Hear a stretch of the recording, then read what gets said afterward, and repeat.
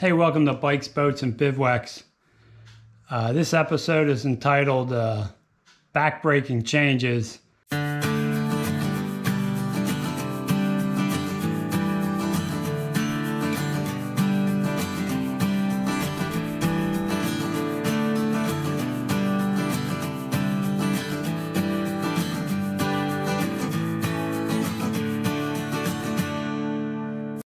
And there's also a channel update and changes to the channel.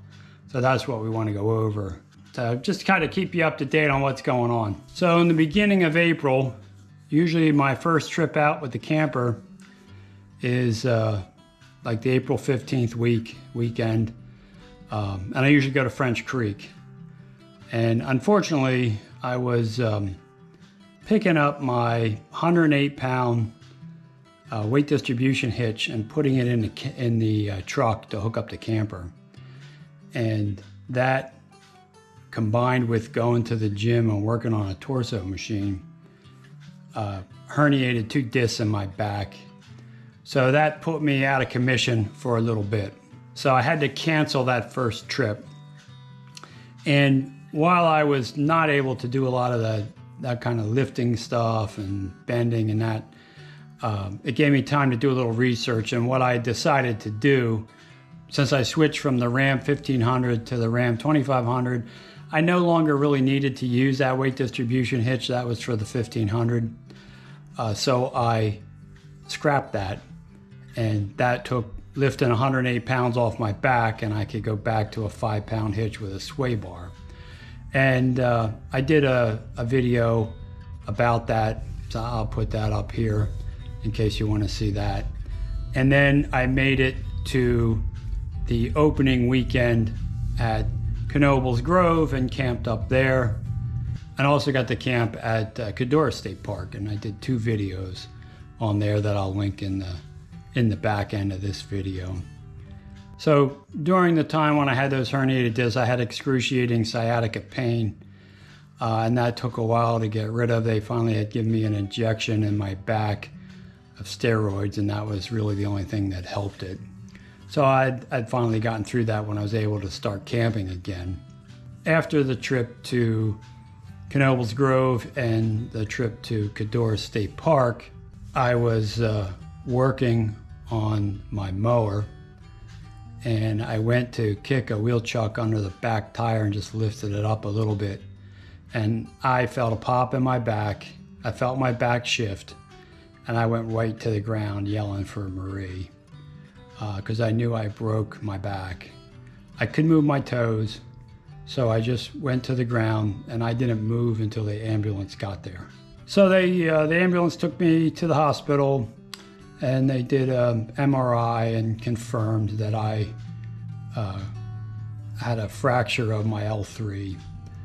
So I didn't lose any feeling in my toes. I didn't move around. That's why I went right to the ground and stayed there till the ambulance got there.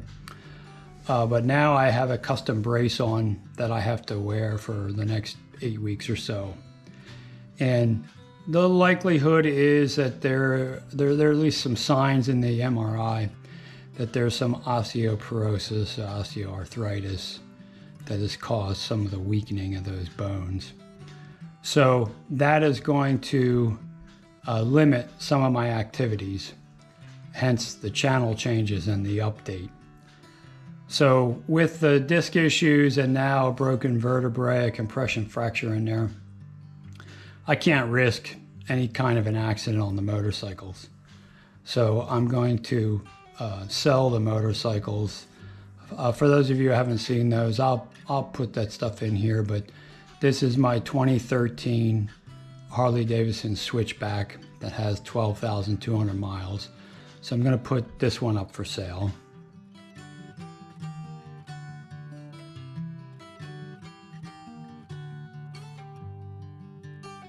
And then this is the 2009 Harley-Davidson 1200 Low that my wife rides. So this one has just under 6,000 miles on it. The Switchback has about 12,500 miles on it. But I'm going to put this 2009 up for sale also. So here's the 2009 I'm going to put up for sale.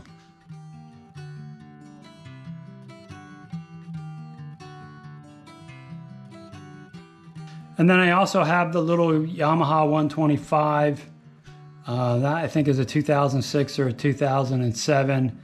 But you know, I'm messing around in the yard. If I'd fall off of that with the issues I have with my back, that's probably not a good idea.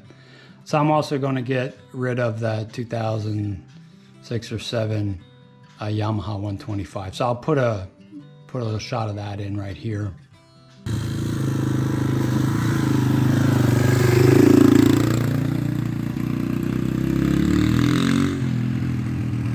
And then one of the things that they've already recommended is no BLTs.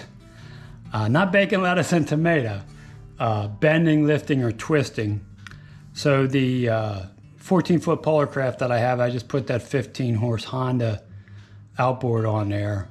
As a tiller drive, you know, I twist quite a bit on there.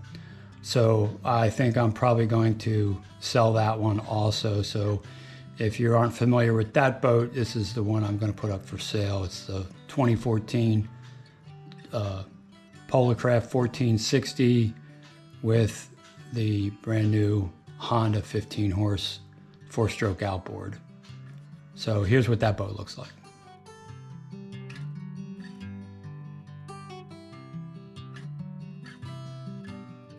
The motor break-in was successful. It ran really well. So there is the Honda 15. And she is ready for service.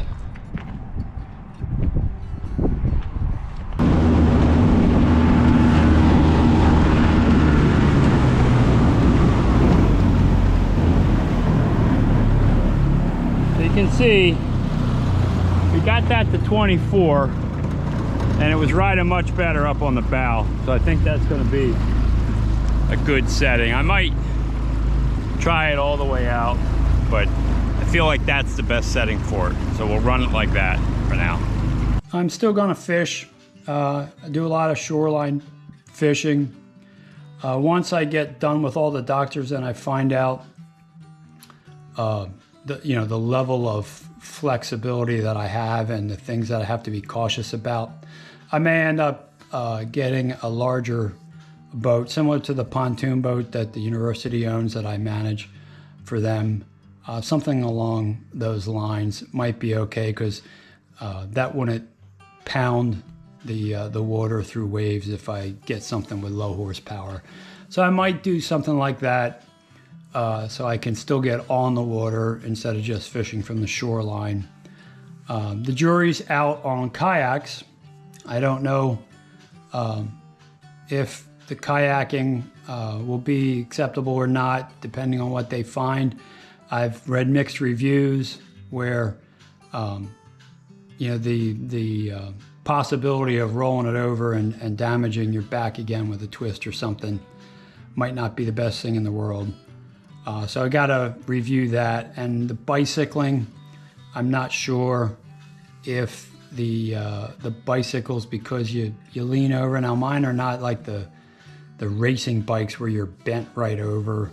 I'm a little more upright when I ride that bike. So I'm not sure what they're going to say about that one either. So those two things I have to find out about. The good news is camping should be good. There's a chance that I may switch out the rig. Instead of it being a tow behind, I might end up with a motorhome that has self-levelers. If the bending over is a big issue and a cause for real concern, then I might do that, because those self-levelers, you just hit the button and everything's good. So that might be a possibility down the road. Hiking on calm trails, like I'm thinking about that hike to the lighthouse at Elk Neck State Park and some of the other state parks. Those easier, mild hikes probably be very beneficial for me. The hiking that we did up in Vermont, where we're climbing over boulders, those days are gone. So I have to be a little more careful with that. But the hiking and the camping, the travel, that still will be a major focus of the channel. So we'll still continue to do that. So that's really where we're at. What this does mean is, because for 8 weeks I really can't do much, I may not have a video coming out every Friday at 8, as you may have been accustomed to since 2018. You know, maybe every other week it might be an update, might be, you know, new thoughts on something that I'm thinking about. You know, I just wanted to give you a heads up on if you don't see a video coming out on a Friday, you kind of know why. Hey, look, if this video was informative, consider subscribing to the channel. It's free, it helps me out a lot. Also, ring that bell, you'll be notified every time I put up a new video, and give the video a thumbs up. That helps it be seen by a wider audience. But more important than all that, go have some fun out there. Thanks for watching.